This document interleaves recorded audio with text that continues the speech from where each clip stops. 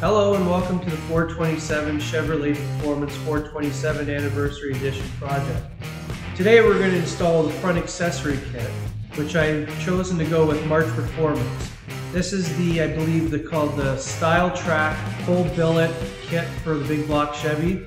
It includes the 140 amp billet alternator, Saginaw keyway steering, power steering pump, also billet, the front pulley brackets, everything like that. The pulley covers, all billet aluminum. It's quite the good-looking piece of kit, which is why I went with it, because I feel it suits the motor.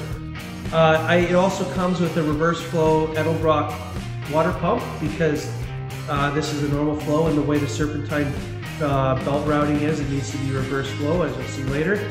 Two interesting things that happened when I ordered this kit.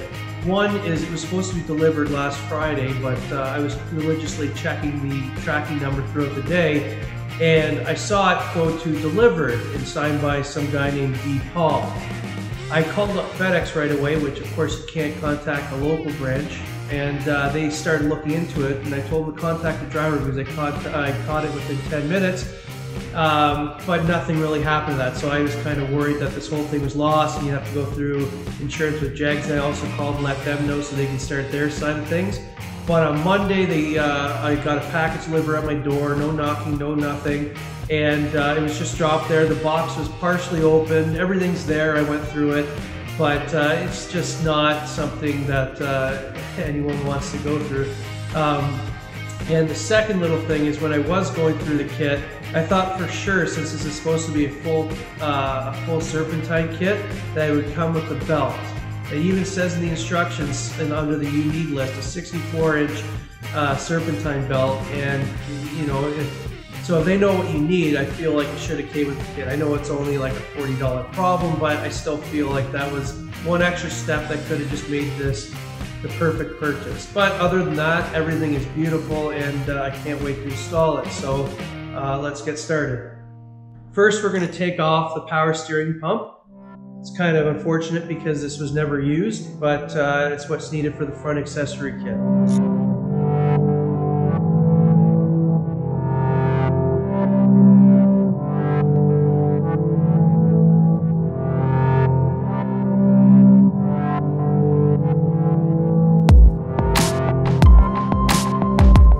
So there's the old pump there.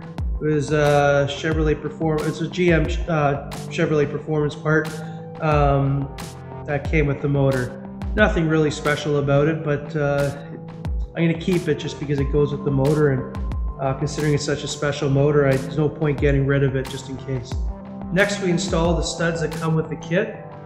There's a slide-on billet piece for mounting the alternator and power steering that goes on before the water pump. There you go.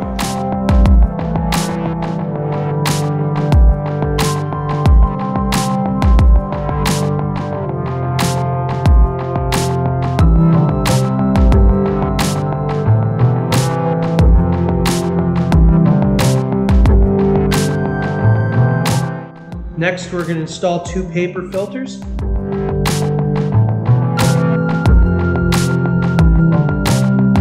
Next, here's the two brackets. They do have model or part numbers on the back, even though they're, from what I can tell, identical. The 21263 being the alternator side, that being and numbers facing the back.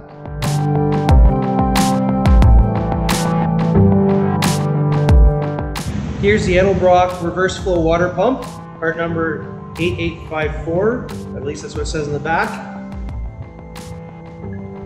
We're going to slide it on top of the studs here. Perfect. And it comes with 4 of these spacers that thread over top of the front of the stud.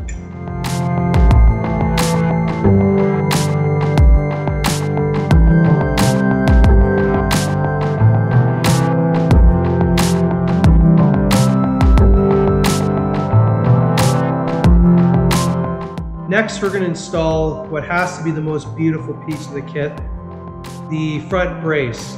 This is probably the main reason I went with the kit, because this thing is just beautiful. The only thing that's kind of different from the pictures on the website, which you can see here, is down the middle here you'll see a little kind of like indent, or at least that's what it looks like from the pictures. But you know what, I can't really complain. This is billet aluminum, all fully machined, and with a clear coat, so you never have to repolish this, you just have to clean it. It's just, it's good. So we're going to install it on the front here over top of the studs we just put in.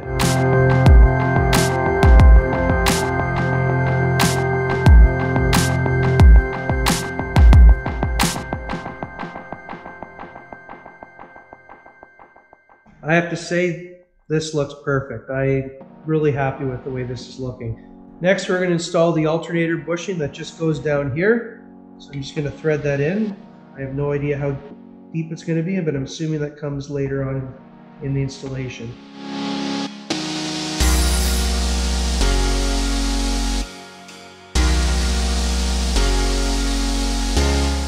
Next, we're going to put the mounting plate onto the power steering pump. This is the Billet power steering pump, the Saginaw keyway, and this is the piece provided by March Performance to put over top. So it just kind of slides over like that, and so I'm going to go do that now. So here we have the bracket mounted to the power steering pump, so we're ready to go and install it. They've included 2 of these spacers here, so you don't have the exposed part of the screw on there.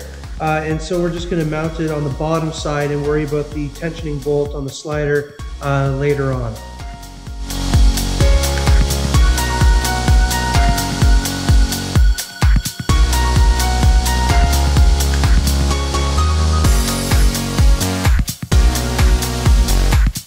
So there we go, power steering pump's installed and ready for the tensioner.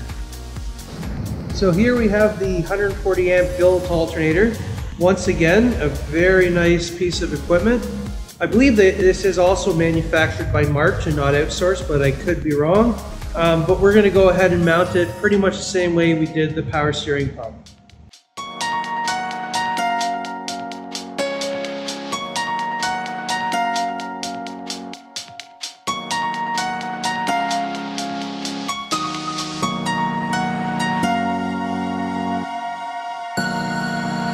And now the alternator is installed. As you can see, this is looking pretty good if you ask me. We're not done yet though, and this is ready to slide for the tensioner, which we'll get to later. So now we're going to put the top tensioner bolts in. We're not going to tighten it fully all the way right now, but what we have is these little, I don't know if you call it ferrule or however you say it, but they slide in here and then you thread through, and they just act as a tensioner on the front bracket. So we're going to put that in here.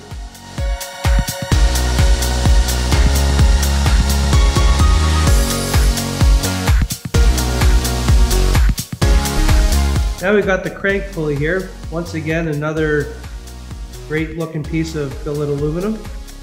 I'm just going to be threading this on right now just for the sake of it. I'm not permanently installing it with Loctite. Basically, on the Corvette, you have to cut a bit of the front cross member out to get the front pulley to fit and not interfere. So I'm just putting it on right now just to kind of more so see how it looks.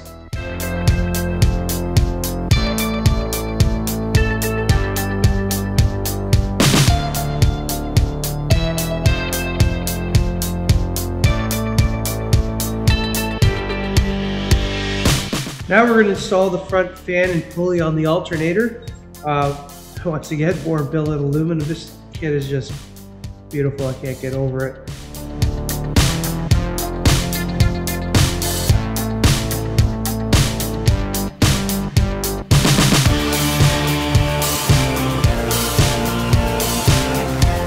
So I got to tighten this nut to 90 foot-pounds of torque.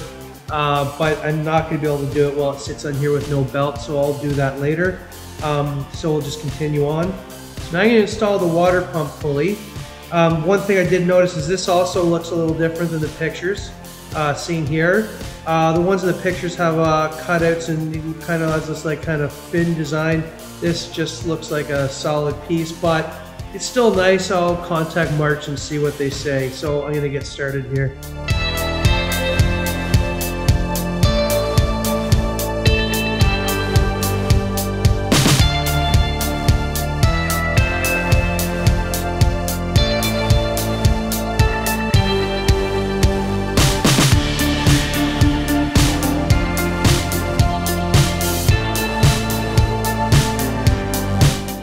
So I got the water pump pulley on there. Now I'm going to put on the pulley for the power steering pump.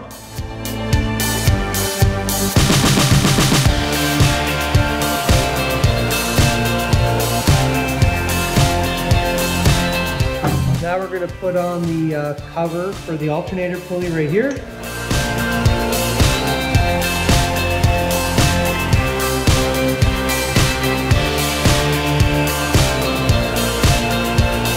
And now the power steering pump pulley.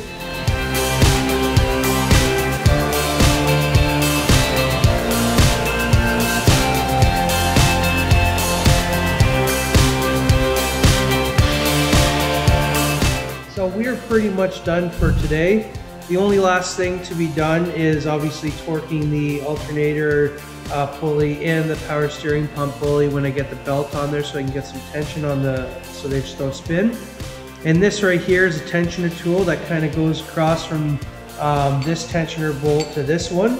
And so you put the, I believe, a 64-inch Serpentine belt around and use this to spread apart and then tighten through the holes.